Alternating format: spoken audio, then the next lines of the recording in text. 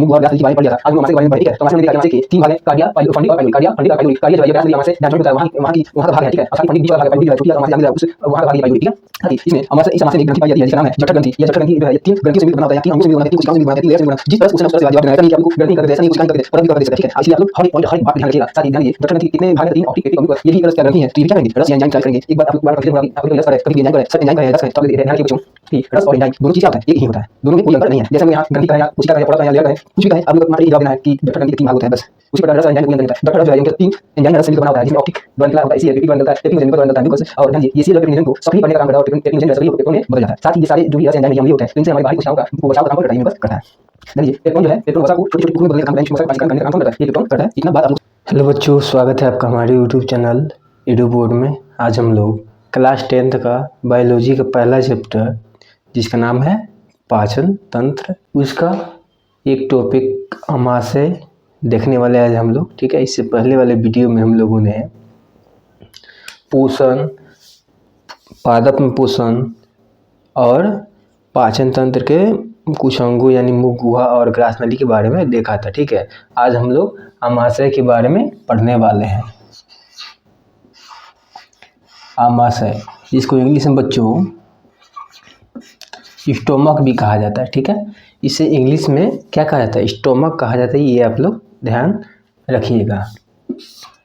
आमाशय कहाँ है, इसका लोकेशन क्या है, पहले उसको देखेंगे, उसके बाद आगे बढ़ेंगे, ठीक है। ध्यान दीजिए बच्चों, यहाँ ये है हम लोग का मुख गुहा, ठीक है। मुख गुहा के ठीक पीछे जो नली पाई जाती है इसका नाम है ग्रास नली। ये हम लोग का मुख गुहा, ये है ग्रास नली, और ग्रास नली से ही जुड़ा होता है हम लोग का आमाशय, ठीक है। हम लोग का आमाशय बच्चों इसी ग्रास नली से जुड़ा होता है, और ग्रास नली के बाद आता है छोटी आंत। आई बात समझ में। मुख गुहा के पीछे ग्रास नली के बाद ये हम लोग का आमाशय है, आमाशय के बाद ये हम लोग का छोटी आंत है। ये आप लोग ध्यान रखिएगा। तो अगर कोई पूछे कि बताइए आमाशय का लोकेशन है, आमाशय कहाँ है, तो आप लोग बताइएगा ग्रास नली और छोटी आंत के बीच में आमाशय पाया जाता है, ठीक है। यह बच्चों जे आकार का होता है। अगर आप लोग ध्यान दे पा रहे होंगे तो देखिए ये कुछ जे आकार जैसा दिखाई दे रहा है क्या, नहीं जे जैसा कुछ दिखाई दे रहा होगा, तो इसलिए हम लोग बोल देंगे कि आमाशय जो है ये जे आकार का दिखाई देता है। कभी कभी एग्जाम में पूछ देता है कि बताइए आमाशय किस आकार में दिखाई देता है, ए आकार में, बी आकार में, सी आकार में, जे आकार में, तो आप लोग जे आकार में मारिएगा, गलती नहीं करना है, ठीक है। आमाशय किस आकार का दिखाई देता है, जे आकार का। ये है बच्चों हम लोग का मुख गुहा।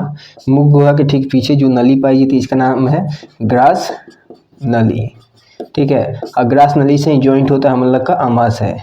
इसी आमाशय को बच्चों पेट हम लोग बोलते हैं। हम लोग आम भाषा में पेट पेट पेट बोल देते हैं, पर पेट में आमाशय जो है इसी को हम लोग पेट बोलते हैं, ठीक है। ये नहीं कि ये सब को एक साथ हम लोग पेट नहीं बोलेंगे, केवल आमाशय ही क्या कहलाता है, आम भाषा में पेट कहलाता है। ये आप लोग ध्यान रखिएगा। ये देखिए ये हो गया हम लोग का बच्चों छोटी आंत। आई बात समझ में, यहाँ तक तो कोई दिक्कत नहीं हुआ होगा। चलिए इस आमाशय को आज विस्तार पूर्वक पढ़ने वाले हम लोग। तो इस आमाशय को हम लोग क्या करेंगे, जूम करके देखेंगे कि ये वास्तव में दिखाई कैसे देता है, ठीक है। ये देखिए ये आमाशय है, इसको जूम करके देखा जाए कैसे दिखाई देता है। ये देखिए बच्चों कुछ इस टाइप का ये दिखाई देगा, ठीक है। आप लोग ABCD का जो जे देखे होंगे उसी आकार का यह दिखाई देता है, ठीक है। ये कुछ इस आकार का दिखाई देता है, आप लोग ध्यान रखिएगा हमेशा। ये बच्चों हम लोग क्या हो गया, आमाशय। देखिए बच्चों जहाँ यहाँ ध्यान दीजिए, जहाँ हम लोग का ग्रास नली और आमाशय मिल रहा है, जहाँ हम लोग का ग्रास नली और आमाशय मिल रहा है, इसके शुरुआती पॉइंट को हम लोग क्या बोलते हैं बच्चों, इसके शुरुआती पॉइंट को हम लोग, शुरुआती भाग को, शुरुआती अंग को हम लोग बोलते हैं कार्डिया। क्या बोलते हैं बच्चों, कार्डिया, ठीक है। इसको कहीं कहीं आप लोग किताबों में देखिएगा कार्डियक करके लिखा भी रहता है, ठीक है। ठीक कार्डिया के पीछे जो ये इसका नाम क्या है बच्चों, इसका नाम है फंडिक। और जो जहाँ छोटी आंत और आमाशय मिल रहा है, इसके इस अंग को हम लोग क्या बोलेंगे, इस अंग को देखिए यही ना, छोटी आंत और ये आमाशय और छोटी आंत मिल रहा है, तो इस अंग को हम क्या बोलेंगे, इस अंग को हम लोग बोलेंगे पाइलोरी। क्या बोलेंगे बच्चों, पाइलोरिक बोलेंगे, पाइलोरिक बोलेंगे इसको, ठीक है। ये बात आप लोग ध्यान रखिएगा। देखिए बच्चों, जहाँ ग्रास नली और आमाशय मिल रहा है उसका नाम है कार्डिया, बीच वाले भाग का नाम है फंडिक, और जहाँ छोटी है तो आमाशय मिल रहा है इसका नाम क्या है, पाइलोरिक। अब इसके आगे बढ़ते हैं हम लोग। देखिए आमाशय में एक ग्रंथि पाई जाती है जिसका नाम है जठर ग्रंथि, ठीक है। ये कुछ इस प्रकार होता है, ठीक है, कुछ इस प्रकार दीवार जैसा होता है, ठीक है। ये बात आप लोग ध्यान रखिएगा, कुछ इस तरह दीवार जैसा होता है ये आमाशय के अंदर। तो इसका नाम क्या है, इसका नाम है बच्चों जठर ग्रंथि। इसका नाम क्या है, जठर ग्रंथि इसका नाम है, ठीक है। इसका नाम क्या है, जठर ग्रंथि। यह मुख्य रूप से 3 कोशिकाओं से मिलकर बना होता है। देखिए बच्चों, यह 3 कोशिकाओं यानी 3 लेयर से मिलकर बना होता है, ये आप लोग ध्यान रखिएगा, ठीक है। सबसे ऊपर वाले लेयर का नाम क्या है, अंदर वाले लेयर का नाम क्या है, ये इन तीनों लेयर का नाम हम लोग जानेंगे। ध्यान दीजिए और समझिए, ठीक है। अगर आप लोग यहाँ ध्यान नहीं देंगे तो ये बात समझ में नहीं आएगा, फिर आप लोग कन्फ्यूजन आप लोग के माइंड में हमेशा क्रिएट होता रहेगा, ठीक है। इसलिए समझिए, जहाँ ग्रास नली और आमाशय मिला है उस अंग का नाम है कार्डिया, बीच वाले अंग का नाम है फंडिक, और जहाँ छोटी आंत और आमाशय मिला है उसका नाम है पाइलोरिक, ठीक है। और ध्यान दीजिए, आमाशय में एक ग्रंथि पाई जाती है जिसका नाम है जठर ग्रंथि। यह मुख्यतः 3 कोशिकाओं से, 3 लेयर से भी कह सकते हैं हम लोग, मिलकर बना होता है। चलिए जानते हैं इन तीनों लेयर का नाम। देखिए बच्चों, ये सबसे ऊपर वाला लेयर हो गया, ये बीच वाला लेयर, और ये सबसे नीचे वाला लेयर, ठीक है। तो यहाँ ध्यान दीजिए, जठर ग्रंथि, इसके मुख्यतः कितने लेयर होते हैं बच्चों, इसके मुख्यतः 3 लेयर होते हैं। पहले का नाम है ऑक्टिक, पहले का नाम क्या है बच्चों, ऑक्टिक, पहले का नाम क्या है, ऑक्टिक, ऑक्टिक आप लोग ध्यान रखिए, ऑक्टिक। और दूसरे लेयर का नाम क्या है, पेप्टिक, पेप्टिक, और तीसरे लेयर का नाम क्या है, ऑक्टिक, पेप्टिक, और तीसरे लेयर का नाम क्या है बच्चों, तीसरे लेयर का नाम है म्यूकस। तीसरे लेयर का नाम क्या है, म्यूकस, ठीक है। ध्यान दीजिए, जठर ग्रंथि के 3 लेयर, पहले का नाम ऑक्टिक, दूसरे का नाम पेप्टिक, तीसरे का नाम म्यूकस, ठीक है।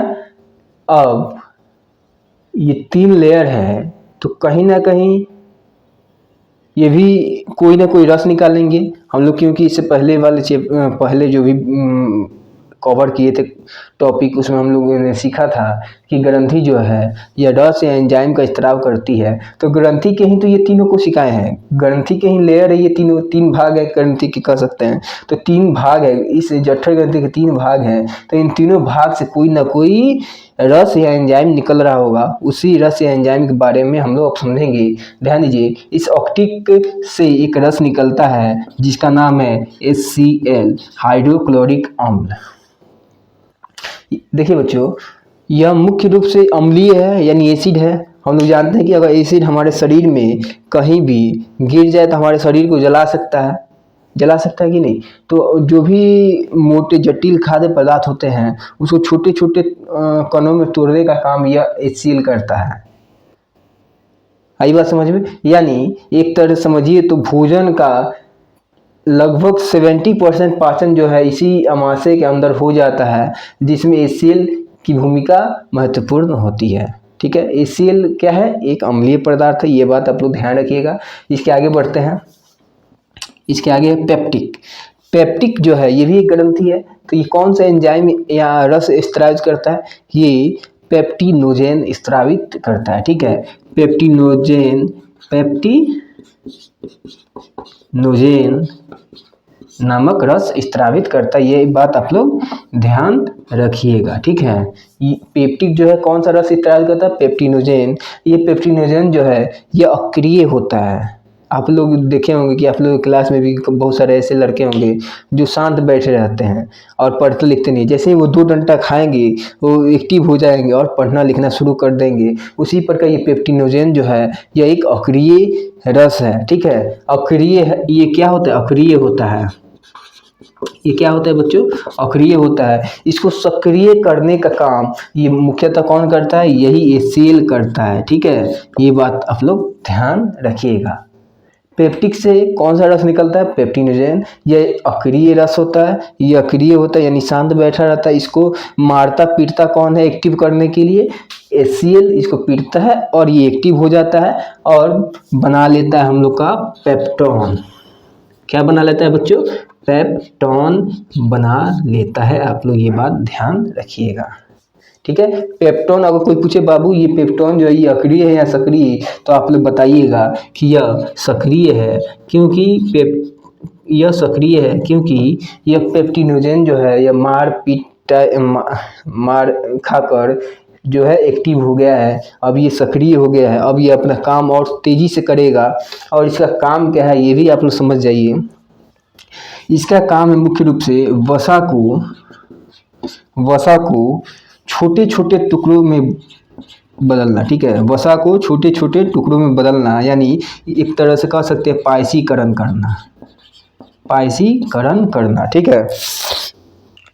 आपके एग्जाम में कभी कभी पूछेगा क्वेश्चन, बताइए वसा का पायसीकरण कहाँ होता है, यानी वसा को छोटे छोटे टुकड़ों में कहाँ तोड़ा जाता है? तो आप लोग बताइएगा अमाशय में तोड़ा जाता है। वो भी किसके द्वारा तोड़ा जाता है? तो पेप्टिक द्वारा स्त्रावित एक रस है जिसका नाम है पेप्टिनोजेन। यह अक्रिय होता है। इसका सक्रिय भाग पेप्टोन द्वारा जो है इस वसा को तोड़ा जाता है, ठीक है। यहाँ तो कोई दिक्कत नहीं हुआ होगा, ध्यान से समझिए बच्चों।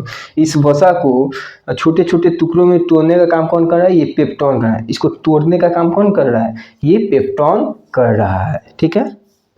और छोटे छोटे टुकड़ों में तोड़ना ही पायसीकरण कहलाता है। ये बात भी आप लोग ध्यान रखिएगा। चलिए आगे बढ़ते हैं और समझने का प्रयास करते हैं। देखिए बच्चों, कहीं ना कहीं ये अम्लीय पदार्थ है। ये क्या कर रहा है? पेप्टोन को भी अम्लीय बना दे रहा है, पेप्टिनोजेन को भी अम्लीय बना दे रहा है। यानी कह सकते हैं ये दोनों जो है अब अम्लीय हो चुके हैं। तो ये कहीं ना कहीं हमारे अमाशय की बाहरी कोशिकाओं को हानि पहुंचा सकता है। तो इसको हानि ना पहुंचे, यानी उसको बचाव के लिए, उसके प्रोटेक्शन के लिए कोई ना कोई प्रोटेक्शन अंग होना चाहिए। तो वही प्रोटेक्शन अंग के रूप में उभर कर आता है ये म्यूकस, जो अपने में से म्यूकस रस निकालता है। और म्यूकस रस निकाल के इन दोनों से क्या करता है? ये इस बाहरी कोशिकाओं को बचाता है, बाहरी लेयर को क्या करता है बच्चों? बचाता है। ये बात आप लोग ध्यान रखिएगा। ये म्यूकस क्या करता है? म्यूकस जो है यह म्यूकस नामक रस स्त्रावित करता है। म्यूकस कैसा रस? तो म्यूकस नामक रस स्त्रावित करता है। ये क्या करता है? ये इन सबसे प्रोटेक्शन का काम करता है, यानी एक तरह से कह सकते हैं ये बचाव का काम करता है। बचाव का काम करता है, ठीक है। बचाव का काम कौन करता है? ये म्यूकस करता है। ये बात आप लोग ध्यान रखिएगा। अब एक और बात बच्चों ध्यान दीजिए, ऑक्टिक, पेप्टिक और म्यूकस ये काफ़ी सारे एंजाइम या रस स्त्रावित कर रहे हैं, जिसमें ऑक्टिक जो है सेल स्त्रावित कर रहा है, पेप्टिक जो है पेप्टिनोजेन स्त्रावित कर रहा है, और म्यूकस जो है यह म्यूकस स्त्रावित कर रहा है। तो इस प्रकार हम लोग कह सकते हैं कि इन तीनों को, इस प्रकार ध्यान दीजिए बच्चों, इस प्रकार इन तीनों एंजाइम को एक साथ, इन तीनों एंजाइम को एक साथ बच्चों हम लोग जठर रस कहा देते हैं, ठीक है।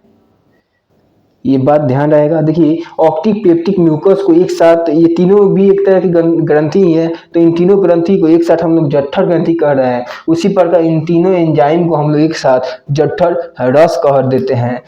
जठर रस कह देते हैं। क्या कह देते हैं बच्चों? जठर रस कह देते हैं। जठर रस कह देते हैं। ये बात आप लोग ध्यान रखिएगा, ठीक है। चलिए इस पूरे को एक बार रिवीजन कर लिया जाए, स्पीड रिवीजन, उसके बाद आगे बढ़ेंगे हम लोग। ध्यान दीजिए, हम लोगों ने इससे पहले वाले वीडियो में पोषण और पादप में पोषण साथ ही पाचन तंत्र के एक अंग मुख गुहा और ग्रास नली के बारे में पढ़ लिया था। आज हम लोग अमाशय के बारे में पढ़े, ठीक है। तो